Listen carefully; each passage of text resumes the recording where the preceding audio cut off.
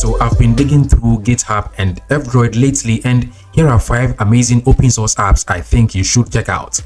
Now, if you are still using your phone's default gallery app and looking for a modern and functional gallery app alternative, take a look at this one called ReFra, and it's the best Google Photos alternative I've seen. It is free and open source, it has an incredible UI, and let me just touch on some features most gallery apps don't have first. Like these folders that sit on top here, like stories. You can tap, view and swipe between them like actual stories, and away from that, video editing allows you to add music either from local storage or from the app, organized in categories. There is also auto feature that enhances video slightly and also stabilizes it.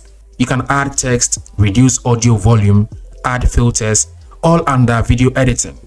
And photo editing also packs way more features that your default gallery application does not have, like adding borders, lots and lots of filters, adjustments and more. The app's usage feels smooth with a clean timeline view that groups photos by date, album management with options to pin or hide albums. You can make favorites. There is trash support, so you could still restore deleted media, and even the ability to browse photos based on location. Finding pictures is also easy thanks to its fast search feature. There is also a secure vault for sensitive photos and videos protected by biometric authentication and strong encryption. On top of that, you can view and edit photo metadata, enjoy smooth video playback, plus there is a lot more in the settings for you to have the best use. And best of all, there are no ads, no trackers, and no cloud services running in the background. So if you use Google Photos or just want a modern gallery app to replace your default one, ReFra might not be a name you'll get used to quickly, but the app is totally incredible. The next app is called Zenith, and it's a digital well-being app you cannot ignore. So if you've ever opened Instagram, TikTok or YouTube for a quick check and end up losing an hour, this app simply lets you stay aware of your app usage habits. You can set a daily screen time limit, and it doesn't just show screen time statistics. There are features like active goals and shield mode that can place a short pause between you and distracting applications, giving you a moment to think before jumping into any app that might distract you. And here you can set daily limits for apps, while you can enable max emergency uses. You can turn on strict mode, which disallows extensions after the limit.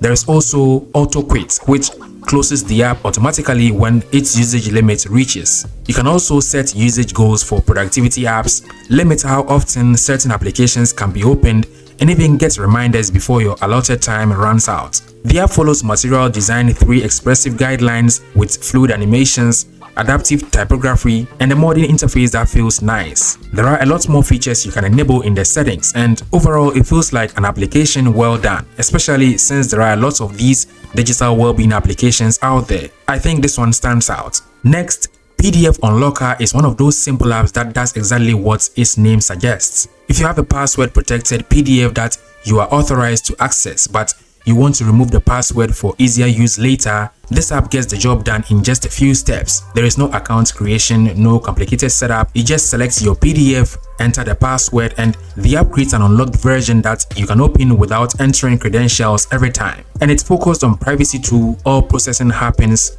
directly on your device, so your documents aren't uploaded anywhere. That is especially important when dealing with personal, financial or work-related documents. It is completely free and open source, pretty lightweight, and it does what it does. It even allows you to select an output folder so you can group all unlocked documents in one place. Another simple but useful one I found is called Noty. So maybe having to go through your notes just to access a little information you stored there might be a hassle, or you don't always want to open your notes app to view your to-do list. This app places your notes directly in the notification shade, so you simply create a note, pin it, and it stays in your status bar until you decide to unpin it.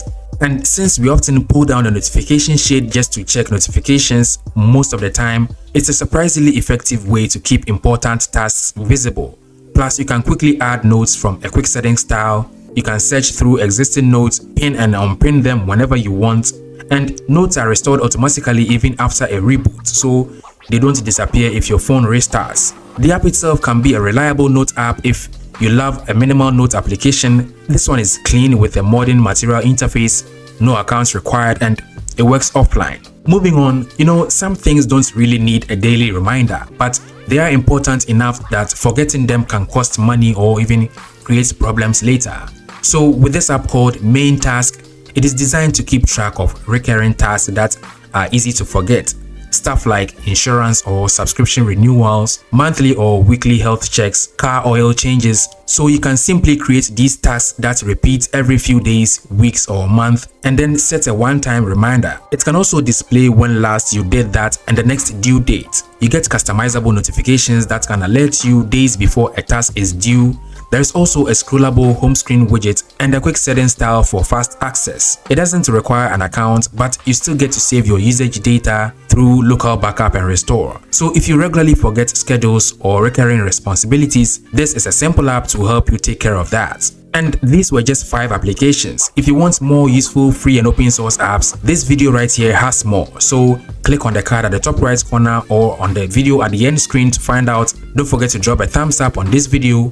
Consider subscribing to the channel, and as always, thank you for watching.